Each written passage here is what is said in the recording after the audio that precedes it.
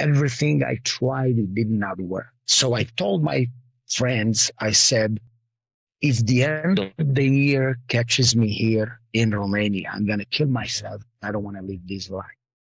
Welcome to the premium sermon podcast of the Potter's House Church in Virginia Beach, affiliated with Christian Fellowship Ministries. It's Study Day Saturday, where we share adult Sunday school lessons from leadership churches that go in depth on important topics of our faith. Thanks for supporting world evangelism with your premium subscription, and enjoy today's lesson.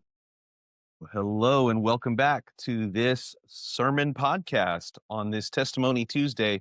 Pastor Adam with you again. And wow, do we have a special guest for you, all the way from the Carpathian Mountains in the land of Transylvania. This is Pastor Ovidiu Rusu, one of my favorite humans. Welcome to the show, sir. Yeah, Adam, thank you for inviting me. Good to see you. Oh man, I have such fond memories of spending time in Romania.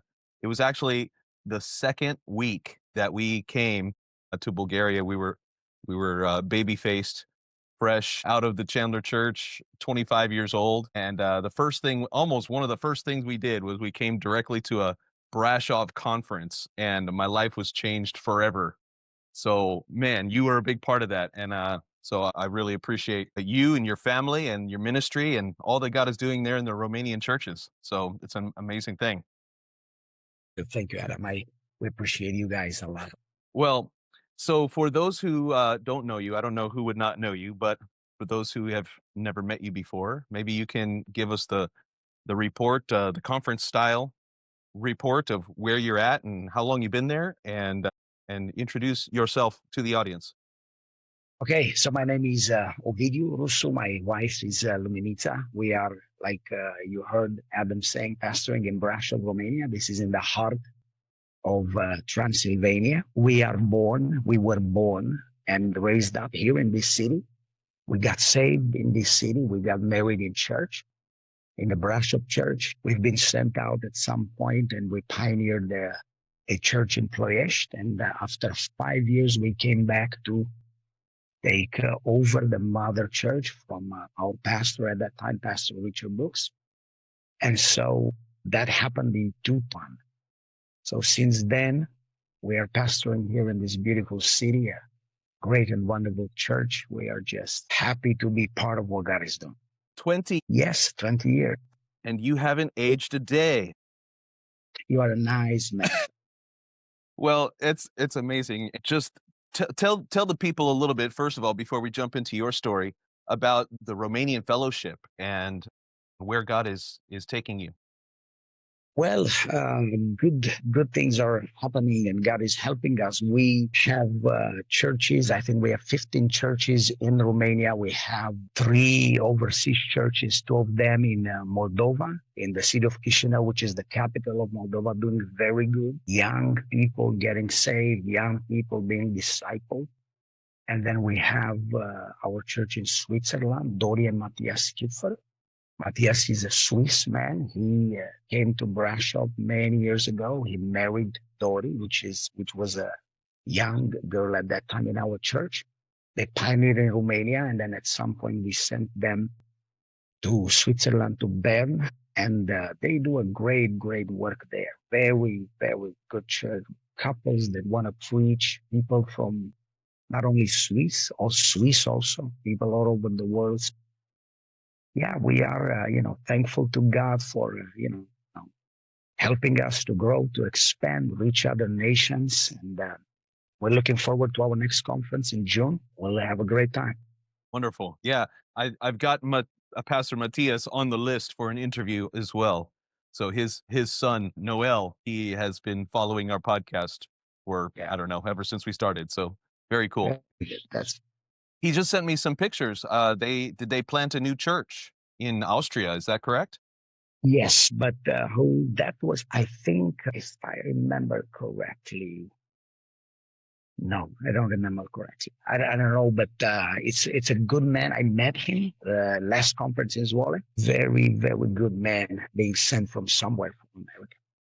Okay. Dramatic. It will be there, yes. Fantastic. That's great. Good to hear. We're still sending missionaries into Europe. You know, I think there's still a few sinners left in Europe Yeah. somewhere. Well, praise God, man. I'm always excited at the opportunity to see what God is doing. So, I should also tell you before we jump into your story is we are starting revival this weekend here in our church with a guy you might know, Pastor Steve Nicodemus, who also was a missionary in Romania for a time. So I'm sure we will talk about you. Yeah.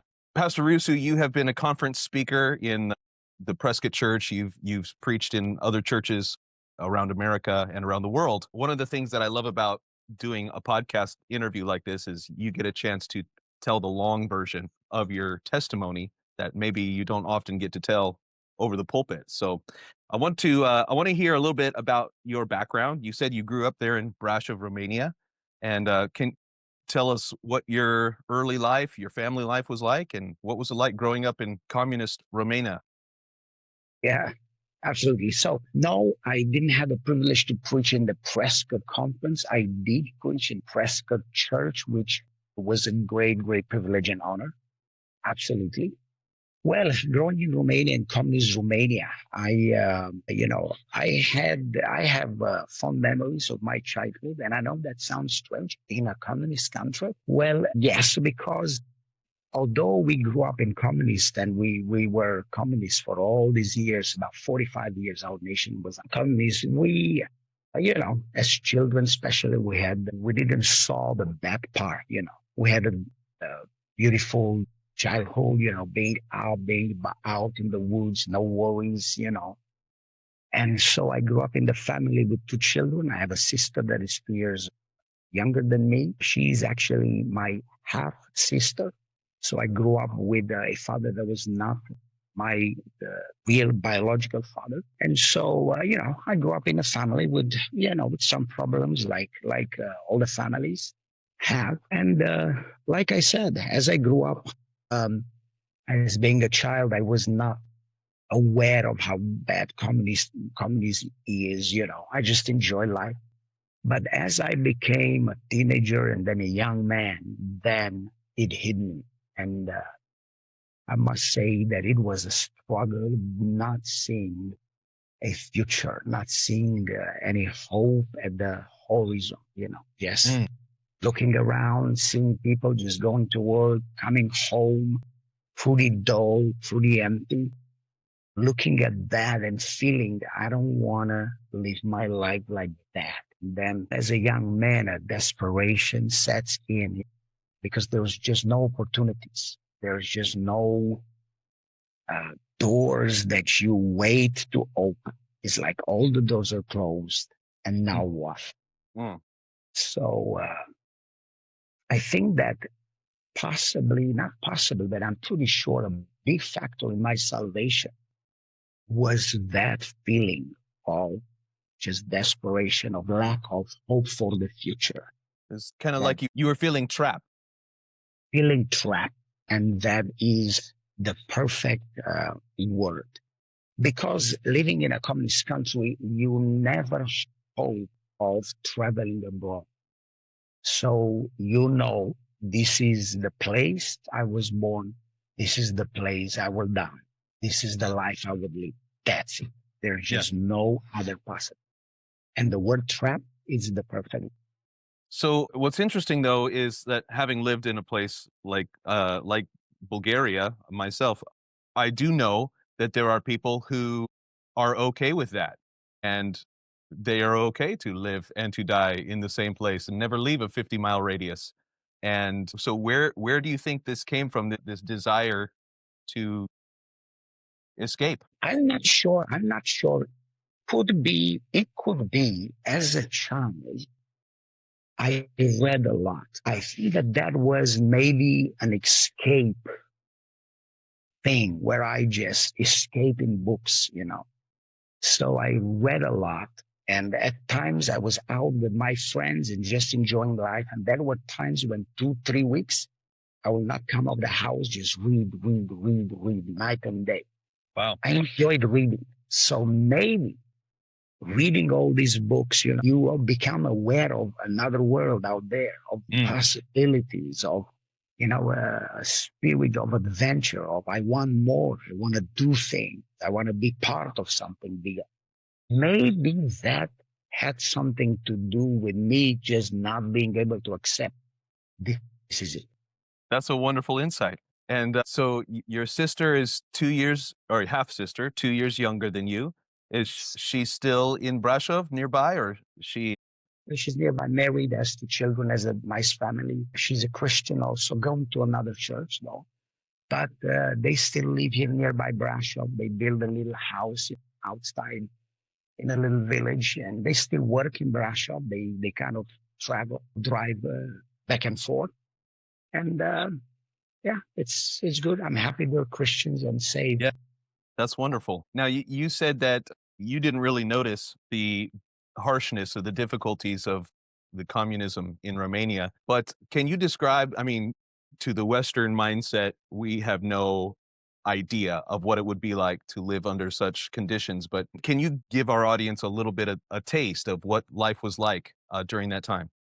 Yeah, absolutely. So I said I did not notice the harshness of communism because I was a child and I was a young man. But now looking back, I see some things that I felt at that time, but because they were so normal, just Right. so like Everybody was in it. everybody was in. Yeah. You don't maybe think like, hey, this is wrong. This shouldn't be like that. So one thing that I definitely remember that was there present was a fear of authority. Communism. Everybody that is in authority, and I'm talking about just a little bit of authority. Somebody that sells you tickets for a bus. Is the lady in that kiosk there. She has the tickets and she has a little bit of authority. And then the teachers, and then of course the police, and then other state functionaries. So everybody that is in authority wants to use that authority against you for you to feel that they are the boss here. So that develops a fear of authority. Everybody in authority you fear because no authority is there, almost is there to harm you, to humiliate you, to question you. So you kind of have to live your life like walking on eggshell. You rather avoid any kind of conflict. So that creates that's a fear. It's obviously unhealthy. But as I grew, I didn't realize that. I thought, that's how life it is. But now looking back, that's a horrible feeling. Yeah. It's fear. So something else in communism is poverty, But again, you don't realize you're poor until Right. you realize you are poor. Right. But that poverty, manifests in as a child, I remember, and I just growing up. The food is very maybe scarce, but not only that, it's always the same. There are 3 or 4 or 5 things that they go round and round, round and round. So I remember being just tired of beans and tired of rice, tired of potatoes again, And so you always have one pair of shoes, one pair of pants, one pair of whatever, a jacket, and you never buy another one unless the one you have is broken. And that's like the normal life. But now when you look back, you realize that's poverty.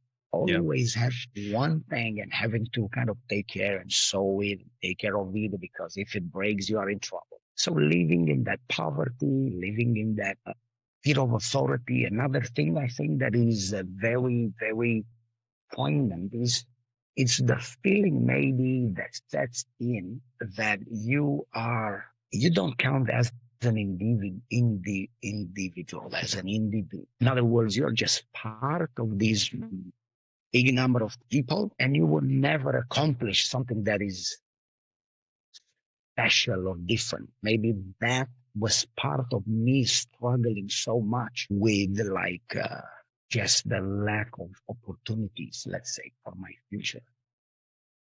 I'm just, a little piece of a big thing, and that's all. Yeah, I heard an amazing teaching from a rabbi that I listened to. His name is Daniel Lapin, and he teaches about the Tower of Babel. Have you heard anything about this? No. Oh, okay. So he talks about the difference between stones and bricks. And in Genesis there, when it describes how they're building the Tower of Babel, the first thing that he says is, "Come, let's build some bricks together." And you're like, why do we start with that? Usually you would start with the big plan, like, okay, I have this idea to build a tower. And because we need to build a tower, we need to make these bricks. But no, it starts with the idea of making bricks. And the thing about bricks is that they're all the same. If one brick breaks, you can knock it out of the wall, put it back in. And this is the view of authoritative government. That tower is a symbol of authoritative tyranny from top down, basically. And so they are happy if you are not an individual, right? And that's Exactly.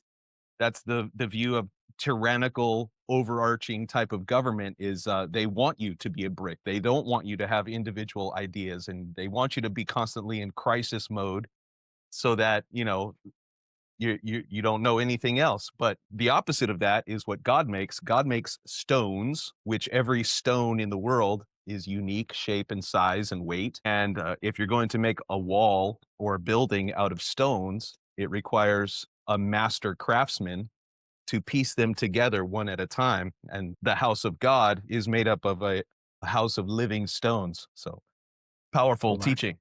That's powerful teaching. Powerful teaching. Right. And by communism, when they and not only, but dictators generally, they want to do away with the intellectuals, because people that think for themselves, they know things, they know what is out there. They're stones. Well, They're bricks. it's like you. I mean, because you had some exposure or through reading books, then Right. you had a different idea. So made you understand that there was more. But there's a lot of people that would not do that, and they would just be happily holding their place. So also, I'd like to hear a little bit about kind of the spiritual condition in Romania at the time, and how did communism have an effect on that? Well, I think that uh,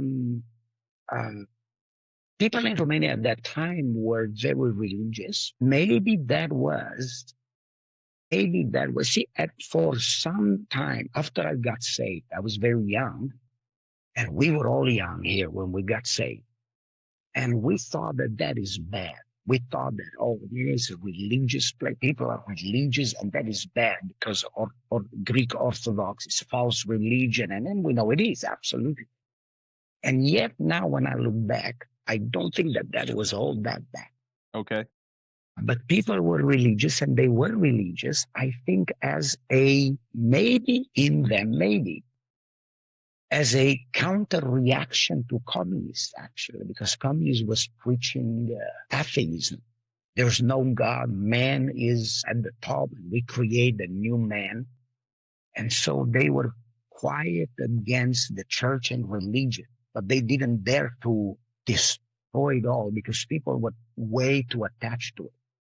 But maybe as a counter reaction to communist, people got even closer to their church, to their faith, their beliefs. So people were religious, and that was not all that bad because there was a sense of respect for God, for Jesus, for the man of God, which of course was the priest in Romania. That was, now I see, was actually not that. So that might make Romania different from some of the other communist nations because, especially in Russia and some of these other places, they destroyed churches and killed pastors and those kinds of things, but not so much in Romania. Yeah, not so much in Romania, no. And also you see, because of that, I guess in Romania people are still, pretty much resistant to all these wokeism and all these genders and all these crazy things and ideologies. Romanians are pretty rejecting that Yeah. because, they are still in their fiber religious, have a certain respect for God and Jesus. Okay. And so what about you and your family? Were you religious growing up? Did you attend services? Well, no, not that religious. I remember going with my parents to church, but like on occasions. Think that, uh, yeah, my father, I think he would consider himself being pretty religious, pretty close to his church, not as close to go to church, and not as close, of course, living sin, drink and doing all kinds of things. But yes, on one hand, it was putting me a respect for God. On the other hand, I did not see my parents going that much to church. So was the Bible on your list of books that you had read? No, I tried as a child out of curiosity. I tried to see what is this book all about. And of course, yeah, it sounded interesting. No, interesting. Yeah. Even when I if I can very quickly say that, even at some point for a short time, I was in a prison in Austria, and I was desperate to have some book. I was bored to death, and I asked somebody has a book, and somebody says yes, I do have one, and they gave me a New Testament. So I tried to read it, but as bored as I was, as in need of books, I just could not get anything out of it. That's Wow. before I was saved, of course. Right. Before the Holy Spirit got involved. Exactly. Well, I'd like to dig into that a little more. How did you find yourself in an Austrian prison? Well, that was a short time, about a year, about a year before I was saved. So I told you about the struggle for the future in me. So as I talk around with my friends, I heard about these French legion, which you can go. They make an army with people from another nations. They don't care who you are, where they're coming from. They will just make you a soldier. They make a contract for 5 years. It's a good salary. So I took that idea as an opportunity for me. I thought that's the only way I could make it in life. I talked with my friends. Some of my friends rallied to that idea. They said, yeah, that's a good idea. That's instead of just working here for nothing, let's go. But the only way to go to France was illegally. We could not do need a visa, with money. It was impossible for us at that stage. So we just decided to just go illegally across the border in Hungary, Austria, Germany. That was our plan. We went, but How in old were you? Austria, I was 22 at that time, 22 years old. We went, me and another 3 friends of mine, we were 4 guys, cross illegally in Austria from Hungary. But they caught us. We looked so differently. Immediately you would see these guys are not Austrians. So they caught us, they put us in prison. And that's a prison where they have to find out who you are, where are you coming from, what are you doing here. And they figure out basically a way to send you back. So then I was in that prison in Austria, trying to go into the French. So because I was very, very adamant about going and just, I was saying to my guys, when they send us back from here, we knew they would send us back by train. I was saying, jump off the train, go back. I never go back in Romania. So because I was like that, I guess I was sent home first, and they put me on a plane. Can't My jump out of first- the plane. Can't jump out of it. So, first time in my life flying, for free, coming back to Romania, but very, very discouraged. Because when I saw they take me to the airport instead of a French, that was very hard. So coming back to Romania, then trying to go back all that year, I tried different ways. I had a friend in Germany, tried to call him. Everything I tried, it did not work. So I told my friends, I said, if the end of the year catches me here in Romania, I'm going to kill myself. I don't want to live this life. So now the end of the year was approaching. I could not make it. And so I was still in Romania. And then the last 2 weeks of the year, 92, right? So of the year 92, the last 2 weeks, I was not even going out of my house. In my room, smoking, passing back and forth, desperate. I didn't want to see my friends. I didn't want to see my girlfriend at that time, which is my wife now. And I was just smoking cigarettes, thinking about this. The end of the year was approaching. I was desperate. And so I think it was about 20 of December, I cried out to God in my room. Wow. I said, God, if you exist, you got to do something because I can't live this life. 3 days after that, or 4, it was early 31 December. The evening prior, my mom said, you need to go buy bread early in the morning because at that time we still needed to stay in line for bread if you would not have bread. So you need to go at 4 o'clock, 5 o'clock in the morning, stay in line. It was the bread you buy for like the New Year's Eve. It's a big party in Romania. It's a big evening. So I said, okay, woke up 31 December 92, early 5 o'clock. I'm in line for bread. It's not a line, it's a mob actually. And I'm right in the middle of it. And as I'm staying there, frustrated, angry, desperate, no hope, I see this young guy kind of going and looking through the people. And in my head, this young guy wants to get in front. So I'm angry. I'm looking at him, thinking I'm going to kill him if he does that. Then he goes, then he comes back. And this is an amazing thing. He says, so excuse me, through the people. And he comes right to me. And he says, I know you from the neighborhood. Your friend, and tells me about one of my friends. Your friend goes to our church and he begins to witness Jesus to me. Wow. 5 o'clock in the morning. It's winter. It's cold. I'm in the middle of 150 people. And this guy comes to me to witness. At that moment, I did not realize this, but now I know. 3 years earlier, I cried out to God in my room. I forgot about that. God did not. The first time I stepped out of my house, God sent a guy, Christian, to witness to me. And he witnessed to me and he told me about how Jesus takes care of him. He says, look, I don't have a job. He was a young guy, maybe 17 years old.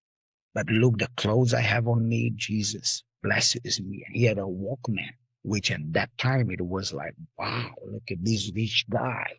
He says, look, Jesus can take care of your future. That was it was my struggle. It was what I was fighting with inside of me, my future.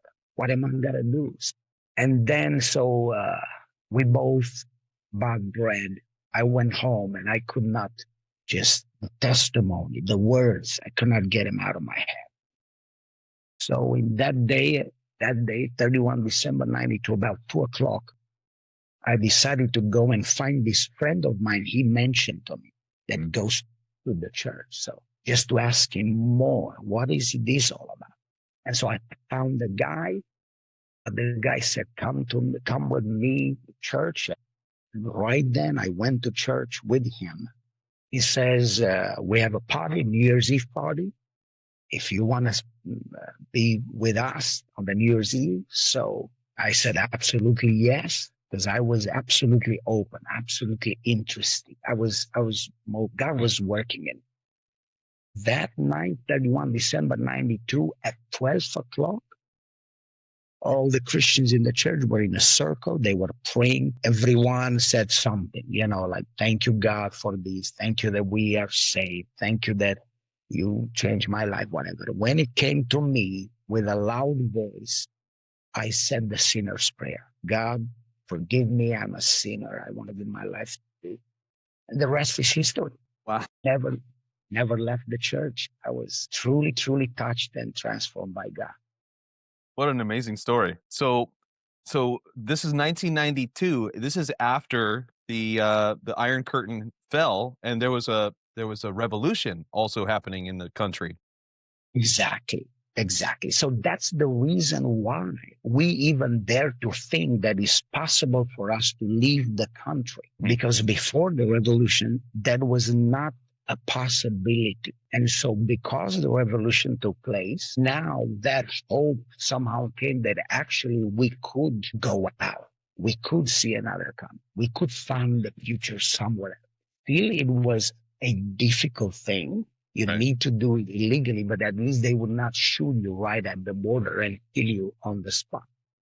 So, Wow. So describe like, is this something that you think was a revival happening in Romania at the time because just of the situation? Was there many churches that people were getting saved in? yes, I think it was definitely a revival going on. Definitely God was doing something in Romania. And I don't know about the traditional Pentecostal churches that existed already in Romania since the communist times still. But I know that every new church that opened after revolution in Romania had revival. Preachers began to come from Germany, from America, and they opened churches. Every church had revival and had revival with young people. Young people were getting saved. So in our churches, I got saved I was 23 years old, but I was one of the older gentlemen in the church. So all these kids were 14 and 15 and 16 and 17. So definitely a great revival among young people. So we can't talk about your testimony without also talking about Pastor Richard Brooks. When does he enter the story for you? Well, so he came in 91. He married Anita. They began a Bible study. They grew fast. And so they then began a church, that Bible study. I don't think they had a church in mind, but let's do something. Let's start a Bible study. When that grew, they saw God is helping us. So they started a church. So when I got saved, the church was about 60, 70 people. And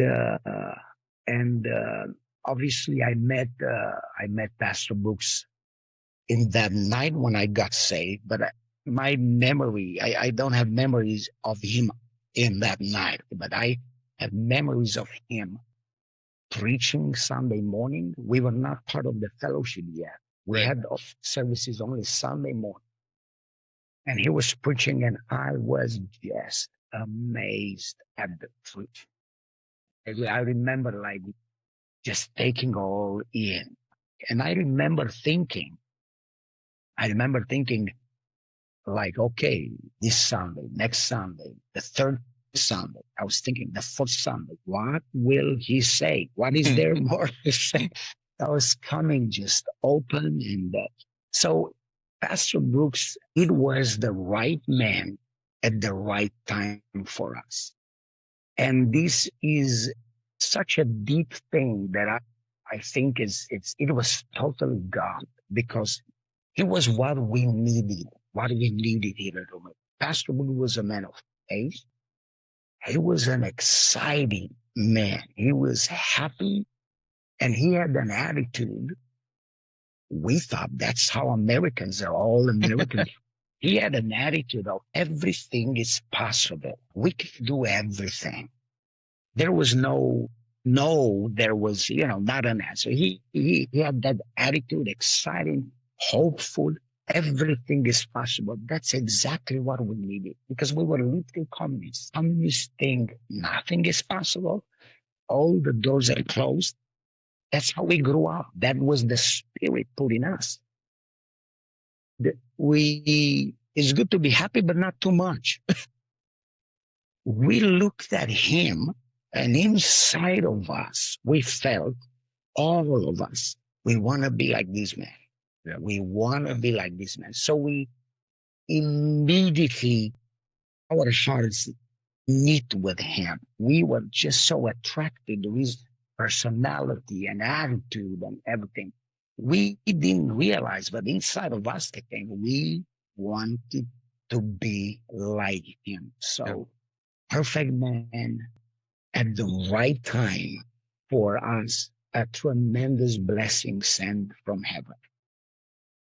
He was a very unique individual, and we sorely miss him now that he's gone to heaven, because I wish I could have him back for revival every 6 months. He was truly a soul winner. He was truly a revivalist, and he would always bring an encouraging. I called him Barnabas, the son of encouragement, because everywhere he went, you couldn't help but just be encouraged and be filled with faith. And so, yeah, Can you I'm sure you have more experience with him than I do, but just the time that I spent with him, just I felt a portion of what that was, just to emulate everything that he was and what he stood for, and what a perfect pairing. And so one of these days we'll go back and tell the full story of Pastor Richard Brooks, because it's a miracle how he got there. And then it's another massive miracle how he came into the fellowship, and just incredible move of God that connected us. So how long after you got saved was it that he made the big trip back to America and was connected with Pastor Mitchell and all that? I was saved for 7 months. Okay, so very early. Very early. In that year, I got saved in the New Year's Eve, 92 to 93. I think that year in August or that year in July, he traveled to America, came back in August. Mhm. And coming back, he announced us that we are now part of this fellowship, Potter's House. Never heard of it or anything. He knew about it because he read the book, The Open Door. So he knew about a little bit about the fellowship. I think in pioneering, he applied a little bit principal things that he read in the book. So yes, I was about 7 months, 8 months saved when we came into the fellowship.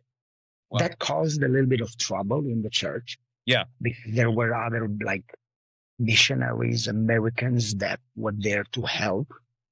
They, some women that were uncovered, so they were not happy because Potter's House, they knew, it's a fellowship that, has a structure and discipleship. So they didn't like that too much. But we, the young people, boys and girls that were saved, we were totally sold because whatever Pastor Rusu would say, for us, it was great.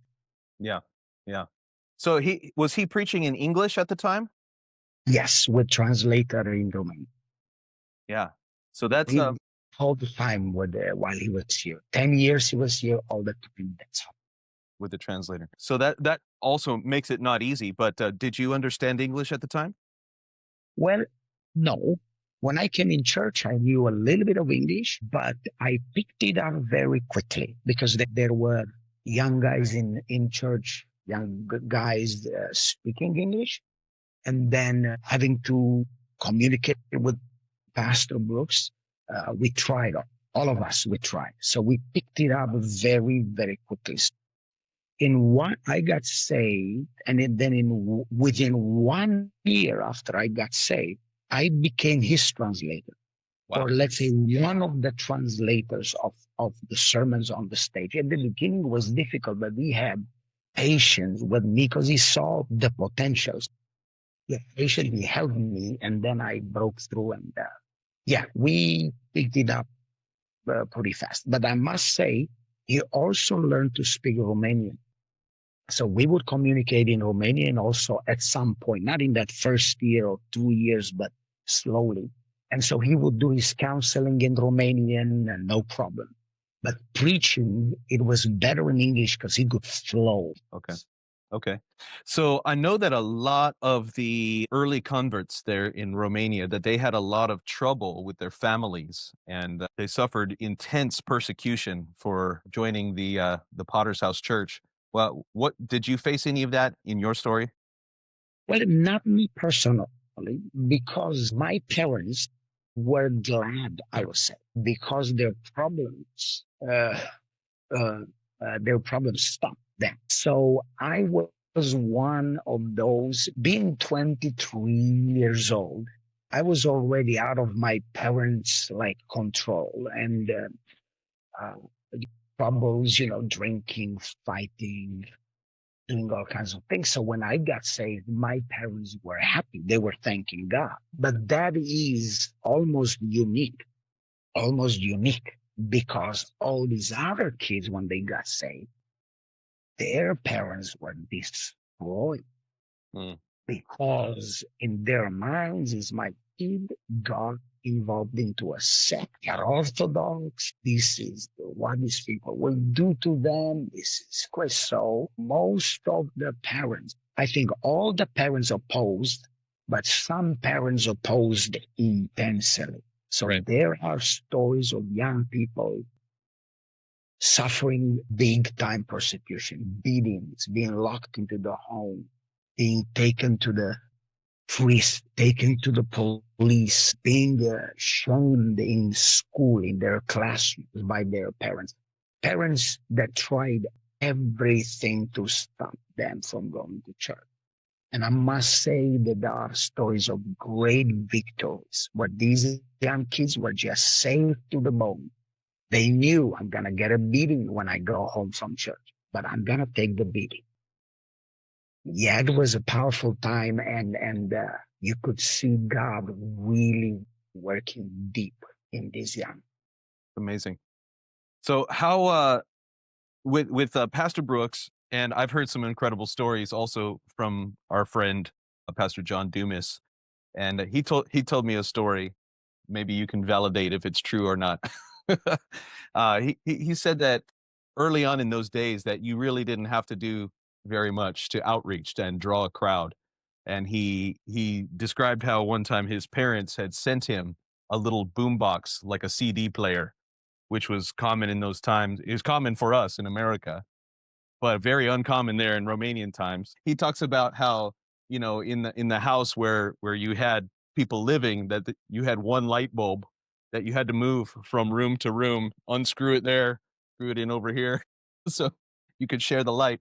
But this boombox that he got from America, he said all we had to do to gather a crowd was he would take the boombox and set it on top of the car and play the CD with the little window on the top, and that was enough to bring people down out of their blocks and draw a crowd and preach Jesus. Do you Yeah, remember times like absolutely. that?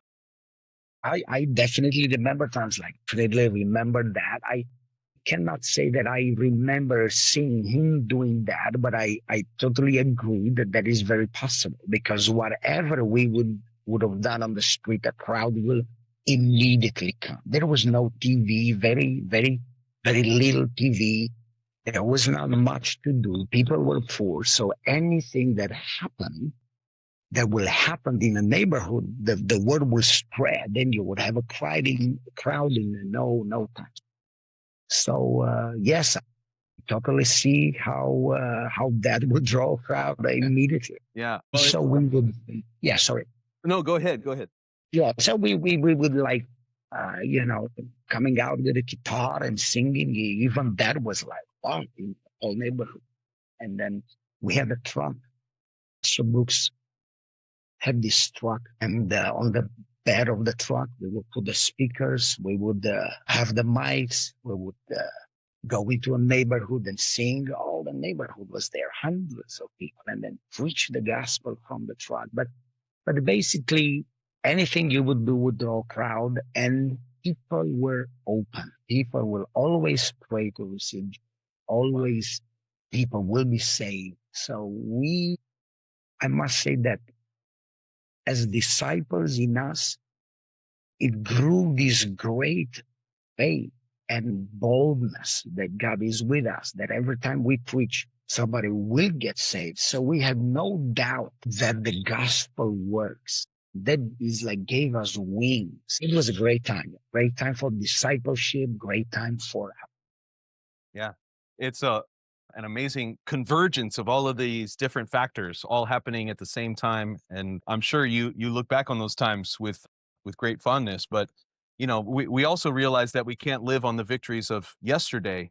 And so I'm wondering when it was that you started catching the vision that not just for you to serve in the local church, but when did you feel the calling to step up and do other ministries or preaching ministry? I think that was, I cannot say a definite, I can't remember like a definite moment, a definite day, like maybe when, as you remember the day you got saved and the moment you got saved. I know that my first thing when I was in church, began to come to church. My first thing was I would like to do what that guy does, Yeah. translate the books. I'd like to do that. That was like my first calling idea of I would like to do something, to be involved, and I would like that. But I think very soon after that, I felt the call to preach, and I knew this is definitely what I want to do. Perhaps it came by Pastor Book's preaching and just giving us that vision, saying that's possible, saying that's what we will do. We will plant churches and send out preachers, and I'm talking about you. And I guess it just took a little spark like that to wanted to do that. Yeah. Absolutely. Before this time, had you ever even considered like speaking in public or anything like that? No, absolutely not. But I must say this. My mother was saved. She was going to one of the Pentecostal churches for a long time, 9 years prior, 9 years before I was saved. Wow. Okay. In my house, I told you I was a reader. In my house were Christian books brought by my mom. I read some of them just out of boredom, just because I used to read everything that was there. What is this? And I would read. So it was that I didn't have any clue of God or salvation. I remember being drunk with my friends and talking about God and telling them, no. You get saved not by deeds, not by works, by faith. Because I read in these books, Wow. And I remember one time my mom told me, I'm praying for you, and I know that someday you will be a preacher. Now, in that time, I had no desire to get saved or to have anything to do with God. But I remember saying to my mom, I said, well, if your God is all powerful and he wants this, then I will be someday, no? Because don't you say that God does what he wants? So I just throw that out there without thinking that much. But after I got saved and looking back, I think that was a moment where maybe God was trying to tell me even then, like, I've got plans with you. Wow, that's so powerful. So another big part of this story, of course, is your girlfriend who you were seeing before you got saved, and I think eventually she got saved as well. Tell us that story. So, my girlfriend, we were together for about 1 year. She used to be a hairdresser. So, of course, for all these years, she gave me the haircuts. So I got saved. I haven't seen her for maybe 3 weeks. And then I saw her walking down the street, and I knew I needed to witness to her. I need to tell her about Jesus because I don't know, when we were truly saved, I guess, deeply saved, radically saved, then we felt that need, that we need to tell this. So I thought, let me call her for her to give me a haircut, because when she cuts my hair, she will not be able to just leave if she doesn't like what I tell her. So she came. When she was about halfway done, I began to witness. I said, I found the truth. She said, you find what? I told her I found the truth is Jesus. And I received it in my heart. I follow Jesus now. And then I told her these words. If you do not want to follow Jesus also, we cannot be together. We have to speak. And I was saved for just a few days. Imagine that. But like radically saved. I knew this is the one. And she was devastated. Finished the haircut and she left home crying, because in her mind is It was that I basically destroyed my life. It's like going to monastery. So in her mind, it's like Ovidiu just destroyed his life. She went home crying. Her mom saw her. What happened? Asked. And she said, well, Ovi just destroyed his life. Her mom, in order to like help her, comfort her, she said, don't be crying. It means he doesn't love you. If he would have loved you, he would have never do such things. So that day she was devastated because, yeah, destroyed my life. But the next day, see, my testimony, what I told her was working. So she came back to hear more, like, tell me more about this. And from then on, she came back every day to hear more, to ask more questions. Then she was fully amazed at my change, the difference she saw in me. As it was my sister, that immediately she saw the difference and she could not believe. She thought that I have a plan. Something evil is going on.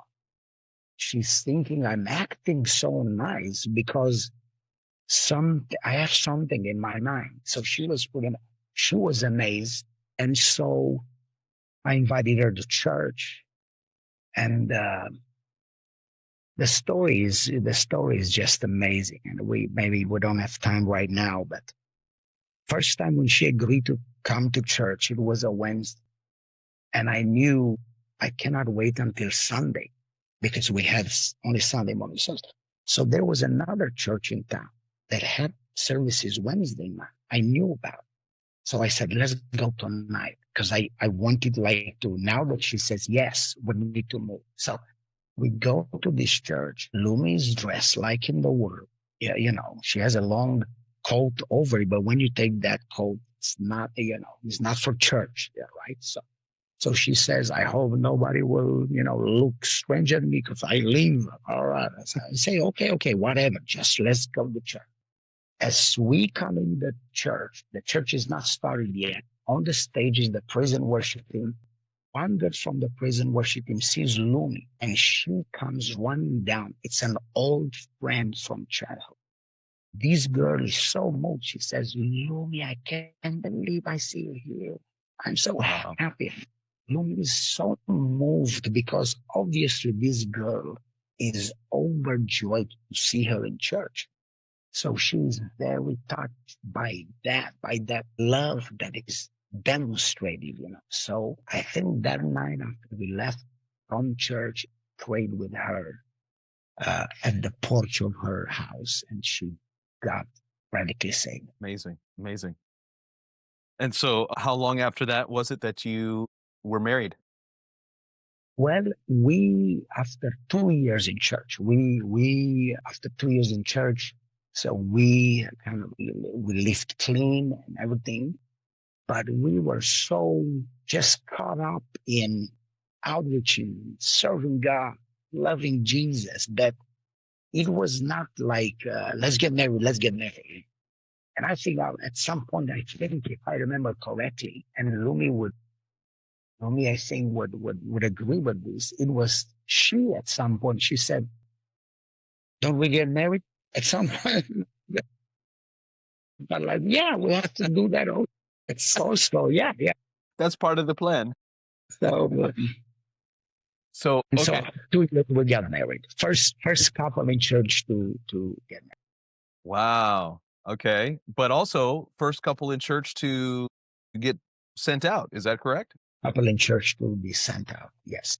Wow. So you're a pioneer. Yes, pioneer. You got to make all the mistakes. All the mistakes, yeah. That's the firstborn of the family mentality, right? Let's go and see what happens. Yes. So you went to Ploiești, which is a nice little drive from Brasov. It's about a couple hour drive. About 1 hour and a half to the south. Right. So how did you decide to go to that city? Well, we thought about the next big city, and we thought to the north, or rather to the west is Sibiu, to the south is Ploiești. So it's one of the two. But we felt Sibiu is too quiet of a city.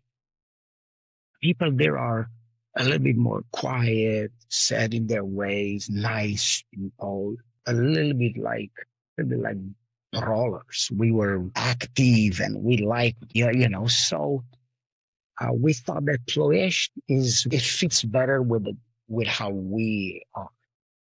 And so we choose Ploiești. So I'm curious, how did you make the announcement? Was it in a Prescott conference or did you have a conference in Romania at the time? No, at the time we didn't have a conference in Romania, so we were announced from the Zvoli. Zvola, right? We were thrown there. Yeah, we saw that as the European conference.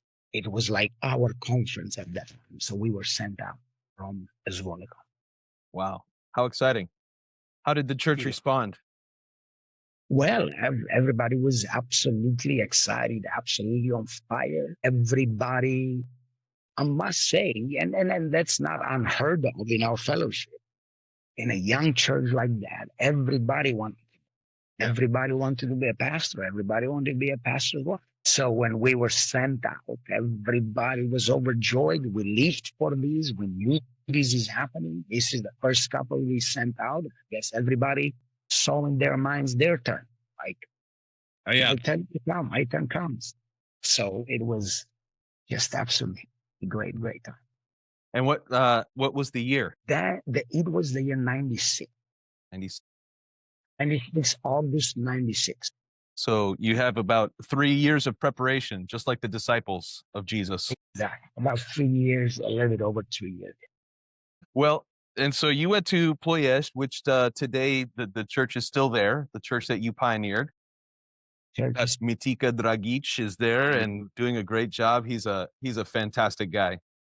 Fantastic. Yes. Nice, good couple. His wife too. And so, but how did it go for you? Well, God helped us. I must say now, looking back, I was excited. We were excited, but we did not know what we were doing. I must say. But we just like from Pastor Brooks, we pick up the spirit that everything is possible. We just go, we preach, people will get saved. And lo and behold, that's what happened. That's what happened.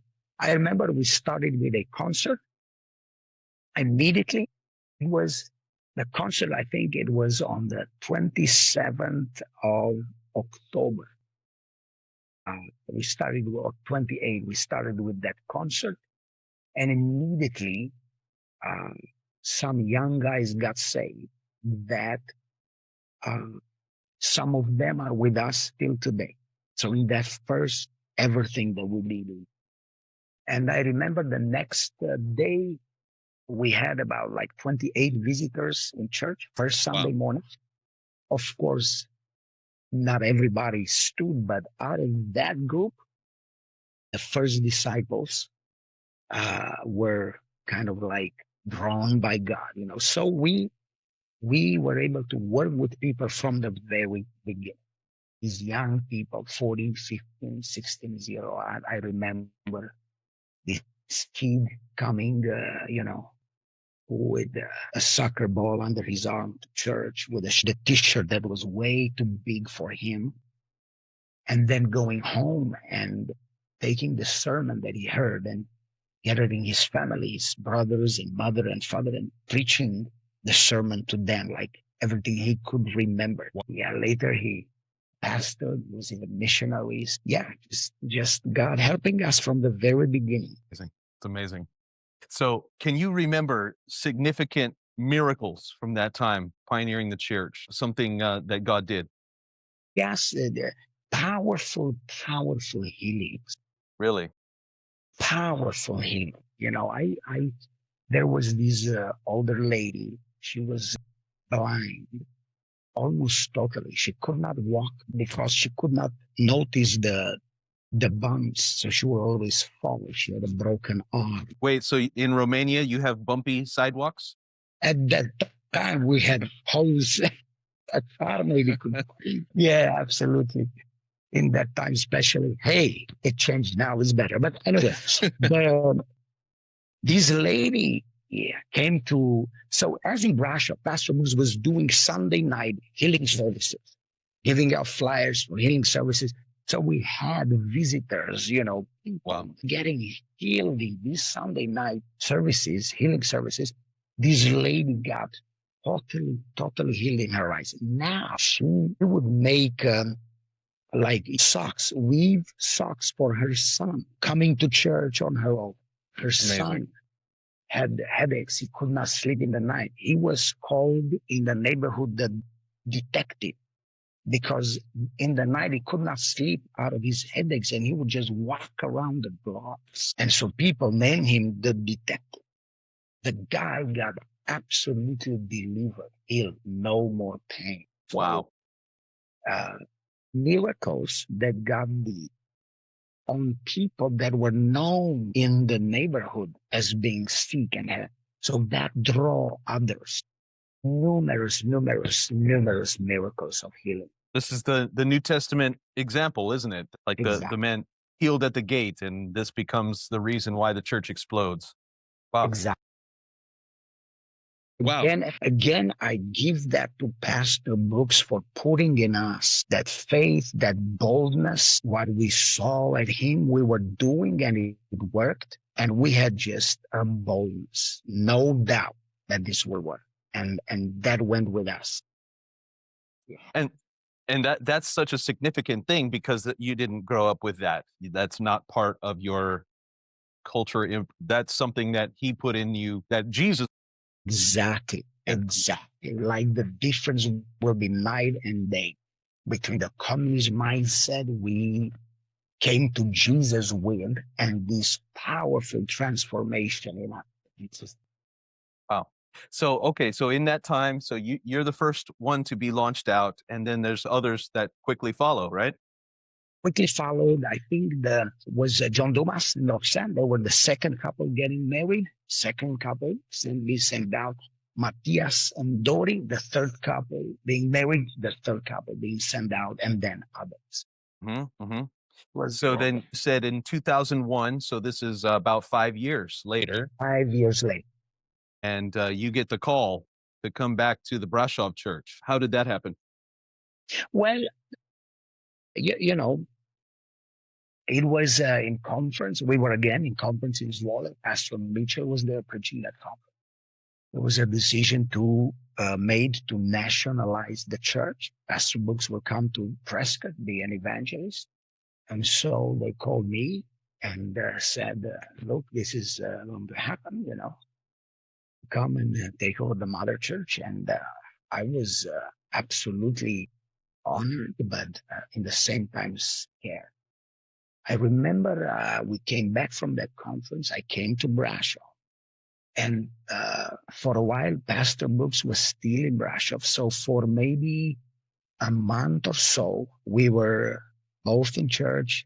I was like an assistant pastor preaching in the Sunday evening. So I remember talking with him and expressing to him, like, I'm scared, I'm going to do this. I'm going to, him encouraging me, like, Lord, I will help you. And so he did what he always does. Encourages you, helps you to see things in a good light. And then, that was a powerful, great time when I look back also, because I developed a lot who I had to get a hold of God.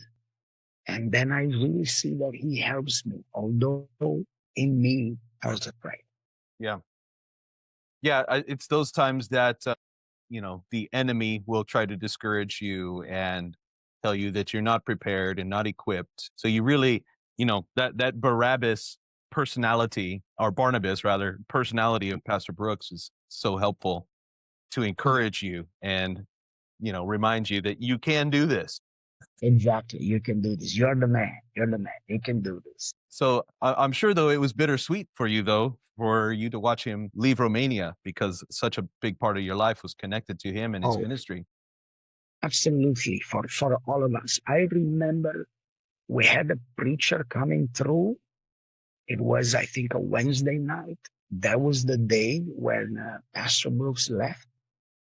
we had a preacher from our fellowship that was passing through. He preached that Wednesday night. I remember the atmosphere in the church was not that great because our pastor just left. Everybody was kind of like, Yeah. gloomy, yeah. So, but, it had to happen. But yes, the powerful thing is that he was with us 10 years and he had a great. After he left, I remember for years, even today, we talk about those times. And at some point, it's like we talk about a life, but at some point we realized it was only 10 years. Yeah. Now, at our Not that age, much. we know 10 years is not that much. But he had so much impact. It's like he spent with us a lifetime. But we realized only 10 years. Wow. It's amazing. Yeah, it really is. It reminds me of how, Jesus only spent 3 years with his disciples, but it's the same. With all the things that he did could not be written down in all of the books in every library. And yeah, I heard an author speaking about this, and he said that the most amazing thing about Jesus' ministry was that he left. He just left in the middle of all of his teaching. And it's like, you feel for those disciples because they're like, we're not ready here, but they had what they needed. Exactly. So I was there for the wonderful event of him coming back to Romania for the first time after leaving. And I was there for a conference when he came back to preach.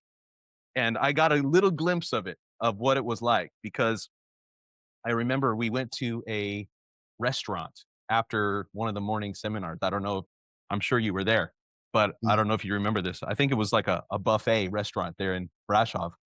So we had this table full of pastors at this restaurant, and he's sitting right in the middle, right? And everybody's kind of around him. And the waitress comes over and she's asking for drink orders. And the first thing he says, and Pastor Karami Daru's wife is sitting next to him.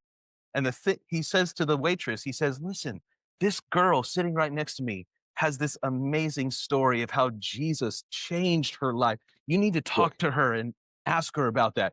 And it was, everything was about winning souls. It's so amazing. It's him. Absolutely. He would put us in those situations often. And the amazing thing would be that also, as we were outreaching, everybody's a group, we are singing, and then the song stops, and then you feel a finger in your back pushing you forward. He's saying, now you are next. Yeah. To preach. So we got used with that. We were ready at all times. He put that in us. You need to be ready at all times. Yeah, he was all action all the time. Yeah, and what a legacy to leave behind. And obviously, we know he's a man. He has flaws like everybody else, but his, he really left a powerful legacy behind it. Can't wait to meet him again in eternity. Absolutely. So tell us what God is doing now in the Brasov Church 20 years later. How is what's been happening there? Well, I must say, great things are happening. We have a new generation of. See, we had when I took over the church, in the next few years, we had a lot of weddings. So we had in 2 years about 25 weddings. Now, after that, children came, and now those children are teenagers and young men and women. So we have this crop of new young kids that are rising up, and I'm just overjoyed to see many of them doing very, very. Oh, that's exciting. Many disciples getting involved. They often, you see them, they serve in church next to their parents. So that is the outreach. They bring, others in. They're involved in our concert scene. These young people. That is one of the most exciting things I see happening. I'm very, very happy to work with these young people. So we have new converts. Obviously, we just stopped our Bible studies. We had like 6 Bible studies, and almost all of them were, fruitful. New people coming in, new people getting saved in these Bible studies. And so it's good to see that. Yeah, we are just looking forward to great things that God will do coming out of the pandemic now, feeling more free to really do things as we are used to do, just out and just noisy and just taking the battle to the gates. Well, and also Romania has changed a lot in that time. Indeed, it did, yeah. Coming into the European Union, all the, good and the bad came in. So the good part is that you see prosperity in Romania. So, and this is not only that, everything looks better and you have shopping malls and stuff, but people can make money, people can make a good living, and that obviously comes back into the church. So we have resources to do things. We could plant these churches overseas, and we're looking at other places where we want to put couples. So that is a great thing, because we can do things for the gospel. Of course, that this prosperity has an effect on people, but at the same time, we realize that God can save people no matter what. The Holy Spirit can get through even to the most hardened hearts. And whatever people do inside of them, they are desperate. So what do you have on your calendar? What are you looking forward to in the next weeks and years ahead? Well, weeks and years, you say. So I don't know if you when you say calendar, you talk about events that we have prepared. That's what you talk about? Yeah, what are you looking forward to? Well, we have next week Pastor Ruby coming, Pastor Ray Ruby coming with his leader Ruby for our annual men's discipleship. Everybody will come, even from overseas, all the men. So we'll have 3 days, Thursday, Friday, Saturday of great ministry to men. So we are looking for that mini revival with Pastor Ruby in the Brasov church. And then our conference in June, 2 Dutch pastors, Pastor Soitema, Pastor Brock.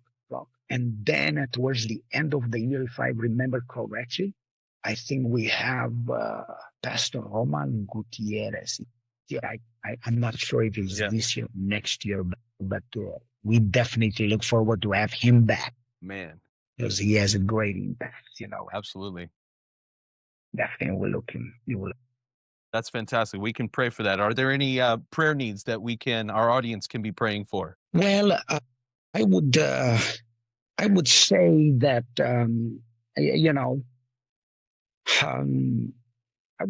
that I'm praying a lot, and I'm looking at the development of these young people, because we need to see these young men and young women developing, but not only developing, having the vision to preach the gospel, having that clear desire, clear aim. I think that's, because we don't want to have a break, not like a breakthrough, but like a pause in between the generation. So that's one thing that I would say I want to pray for. These young people would catch a clear vision. I want to preach. I want to do this, and it's not like I want to do this and someday, but I want to do it as quickly as possible. I think that's one of the areas where God will need to help us. Well, wonderful. If we're going to wrap this thing up, but before we do, I wonder if it'd be all right. I can pray for you, and then you can pray for the audience that's going to hear this. Absolutely. All right, Lord, we thank you for this time that we have together. Thank you for Pastor Rusu. What a powerful testimony of your grace and power. God, we're praying that you would watch over and keep him, Lord, in wisdom and strength as he leads this Romanian fellowship and the church there in Brasov. We thank you, Lord, that you are the God who brought him to this certain place for this certain time and for this purpose. And I pray, God, give him wisdom and strength to lead a new generation of young Romanian men and women, God, into destiny, into purpose, Lord. raise up a generation of Joshuas that will go and take the promised land. We're praying, God, for open doors. God, all of the miracles you've done in the past, God, are preparing us for what you are going to do in the present and in the future. And we thank you that you are faithful. Thank you for, God, this great testimony that you have built in the nation of Romania, in Pastor Rusu and his family and the church there in Brasov. Continue the good work that you've done there. In Jesus' name, amen. Amen. So, yeah, if you could just pray for everybody who's heard this, we would love it. God, I thank you for this opportunity to share this testimony, God, of the great thing and wonderful thing that you have done here in our nation in Romania. And I pray for everybody that heard this, that you would put, God, a faith, Lord, a vision, a belief in every heart, God, that you can do great things, that you can have impact through one person, an impact, Lord God, that goes deep in many lives over many, many years, till eternity, that you can use everyone in a mighty and powerful way, that you can open doors, God, where their doors are closed, that you are the one that opened doors in every nation. God, as Romania was closed, God, you opened it and you came and you did a wonderful, wonderful thing, God, that the light of the gospel shone into a dark place. I pray that you put this faith and this belief in every heart, God, that everybody could believe that you can do great things, that you can open doors, that you can use anyone to make an impact for eternity. Let this faith to grow in every heart, that yes, I am the one that God could use to make a great impact for eternity. In Jesus' name I pray. Amen. Amen. Thank you so much, Pastor Rusu, for your time. We appreciate it so much.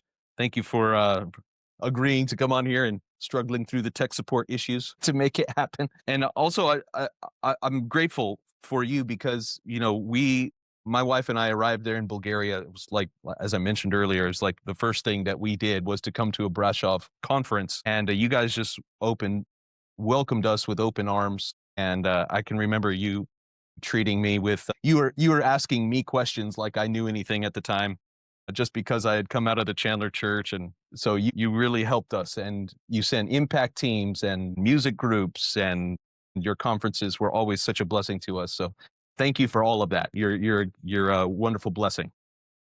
Pleasure, Adam. It's nice to know you guys and to work, alongside you, to have you with us here. It was a great, great time, a pleasure and an honor. Well, hopefully we can come back sometime. That would be a great blessing for us. We've been in Romania. 2019, we came to Ploiești for an impact team. So that was the last time we were there. But someday in the future would be wonderful to partner with you again.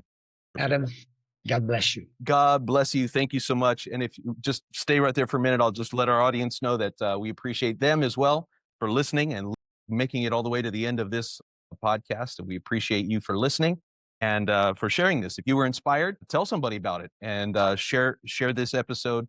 No doubt somebody will be encouraged to hear it. So thank you for being a listener, and we'll talk to you again soon on the VBPH Sermon Podcast.